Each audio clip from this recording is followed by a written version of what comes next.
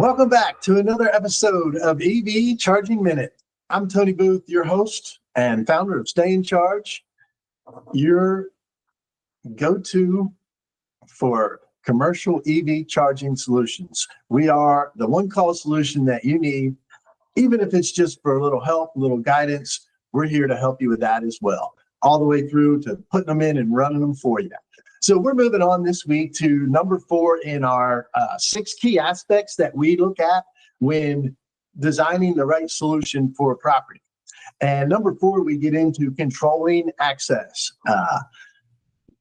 Basically, how are we going to make sure that the right people that we want are the ones using our chargers?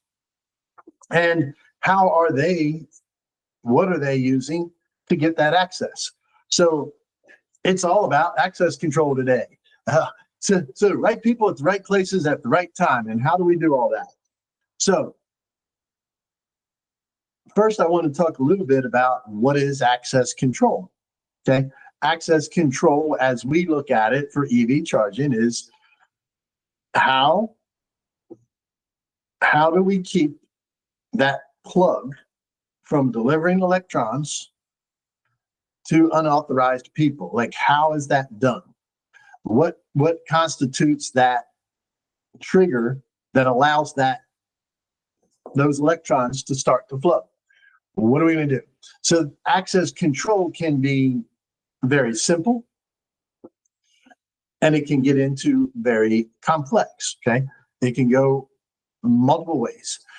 We'll start just as some examples. If you want to go to the simplest of access control, okay, you have a switch, right? Can't get much easier than that. That sucker's turned off. When someone who is authorized to use the charger shows up and wants to use the charger, you flip the switch. Pretty simple. Basic. Moving up from that, you can get into a little bit more sophisticated by adding some locks. Maybe there's a combo, maybe there's a switch, maybe it's there's even people making boxes now, right? Like these boxes that lock, so that the person that's allowed to use them knows the combo or has the key to the lock. They open up the big box and they can plug in and charge. So there's boxes, right?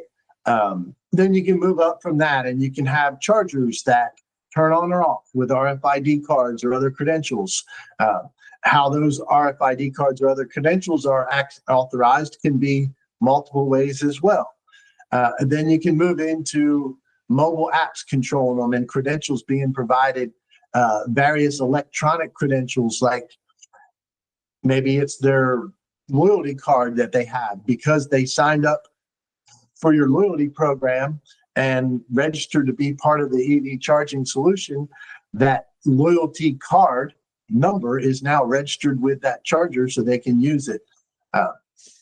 And all the way down to the basic mobile app, or think about it, a POS system, a credit card reader on the front of the machine is also an access control system.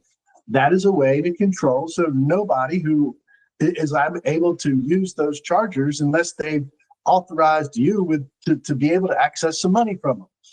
So this way we have some way of controlling that access, and it can go from basic all the way up to, again, a network solution with a point of sale credit card reader, or the plug and charge and things like that. Our system has plug to charge coming here in the next couple months.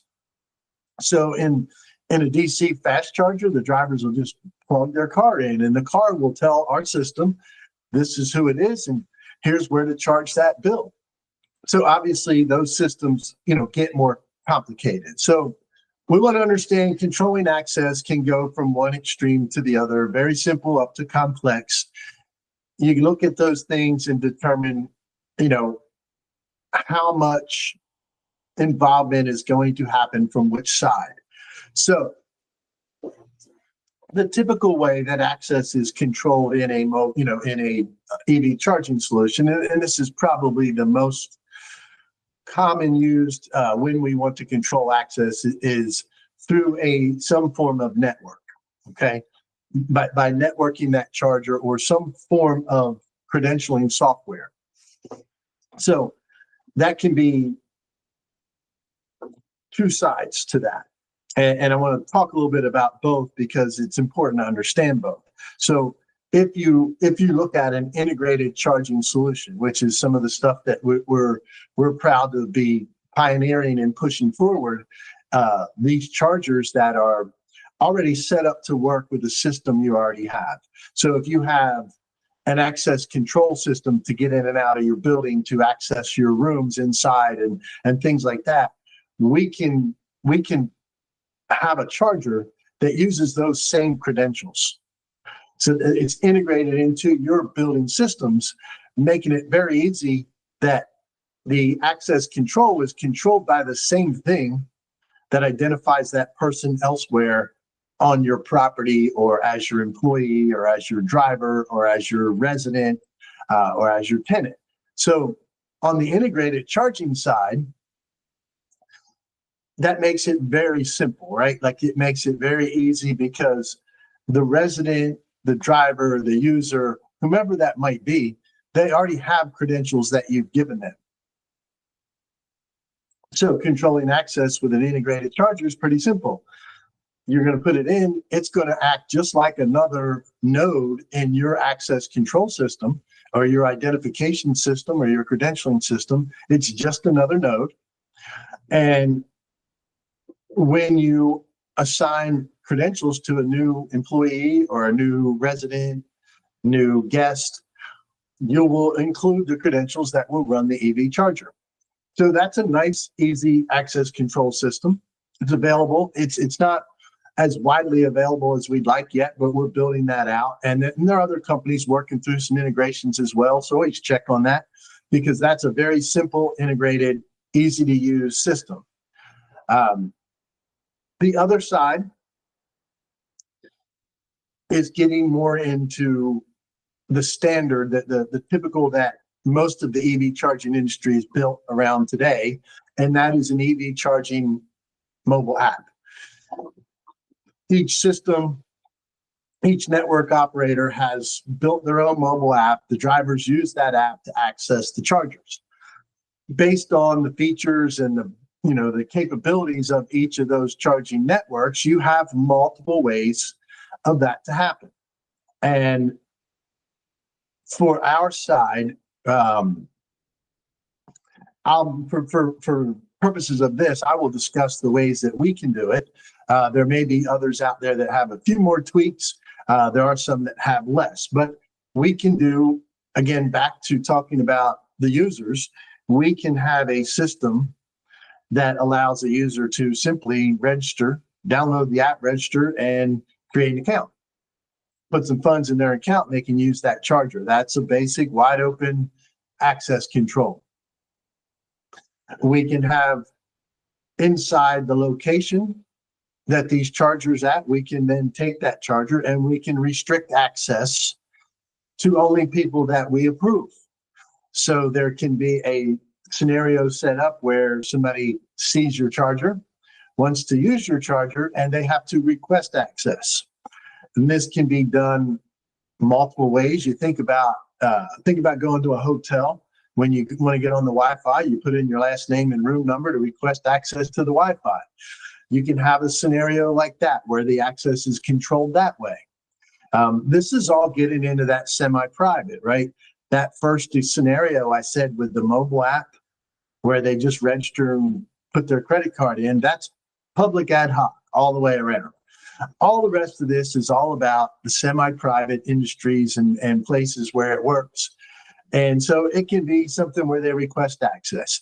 It can be something where we have membership places that when they sign up and we onboard them, we get their list of members and we add all their members into the network and say, these people have access to these chargers.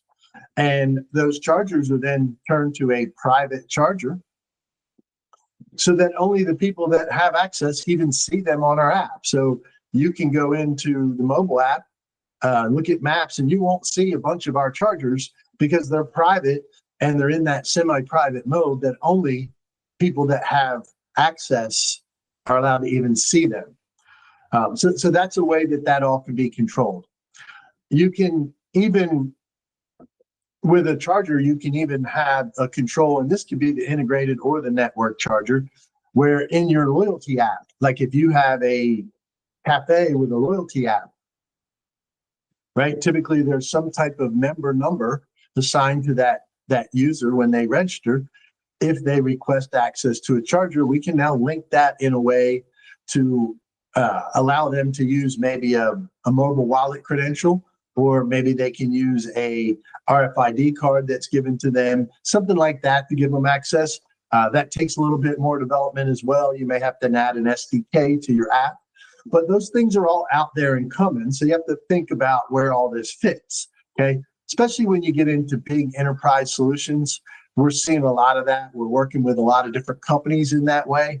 I was talking about last week I mentioned a little bit about we were working on a campus environment, and obviously that campus has a mobile app already, right? So instead of like making everybody download a whole nother app, we are looking at how do we integrate that solution into the existing app. So the students and the faculty would all just use the app they're using every day anyway, because they all have badges, student, employee badges, right? Faculty badges.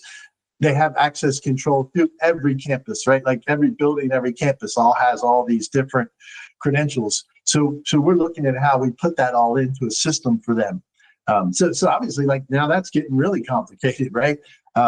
So that's why we want to go through all this process. And number 4 is how do we want to control access? You can do it, like I said, we can do it. We've got hotels, right, that really did a simple solution.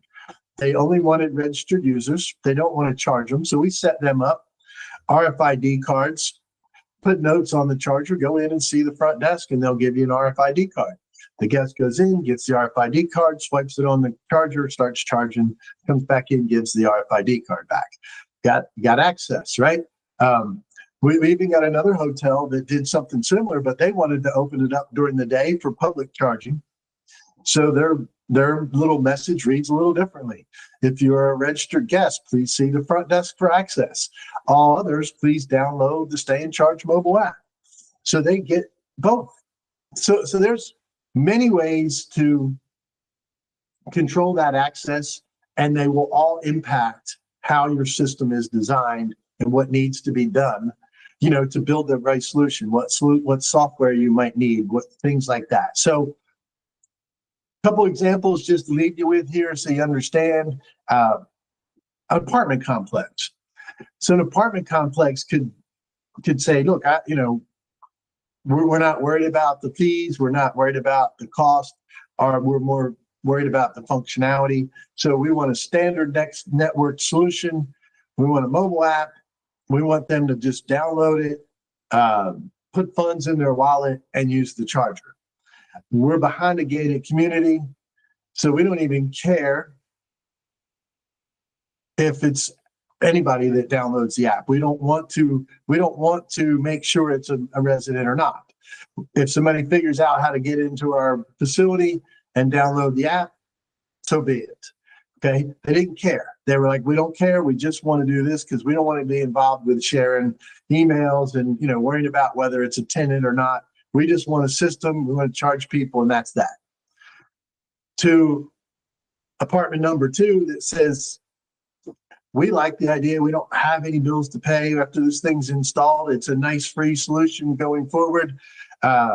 We set up for them. We set up a landing page. We set up a request page, sent out stuff to all the residents. If you want to use the EV chargers, please go here and request access. You're then given the information that's needed. You provide us the information we need, and we will send you out an RFID card. And then once they start using that card, we bill them every month. So that's in 2 different ways. On the first one, they obviously have a network. They have software fees. They have ongoing processing fees. On number 2, They got a very simple system. It's free software. After they bought the charger, they're set up, they're good to go. They never pay another dime. So that's why this is important. Get into a fleet scenario.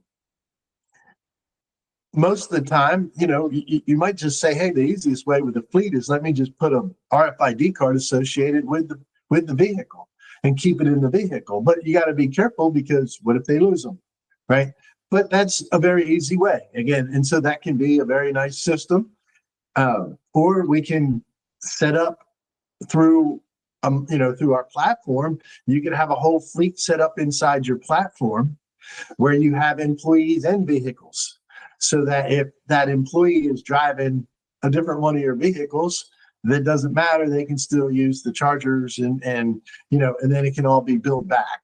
So there's a lot of different ways to look at all this stuff, and it does impact the right design, the right software, and the right solution for you. So make sure you take your time, again, thinking about how you would like to control access and how much you want to be involved in all that.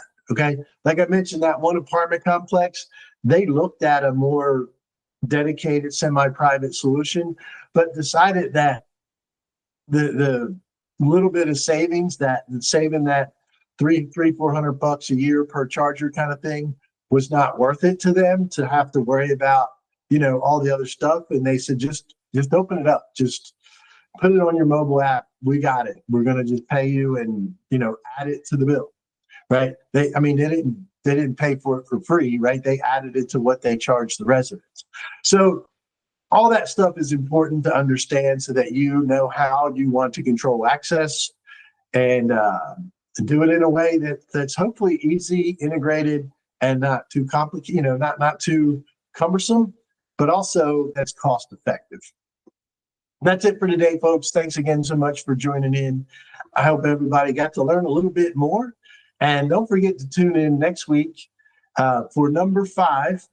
Number 5, we want to look at what are your local code requirements, what kind of restrictions, what kind of regulations, what kind of requirements are out there, so that we design the right system for that. Because where we run into that a lot is in all the incentives. Incentives are great, but they are going to put some requirements on you. So we want to make sure we check all that. So tune in next week to learn more about all that side of things as we continue down. And then the week after that, we'll wrap it all up and put a big bow on this thing, and you'll be ready to start looking at what you need to, and pay attention to the right things when designing your commercial EV charging solution. That's it for today, folks. Thanks again. Everybody have an amazing weekend, and we'll see you next Friday.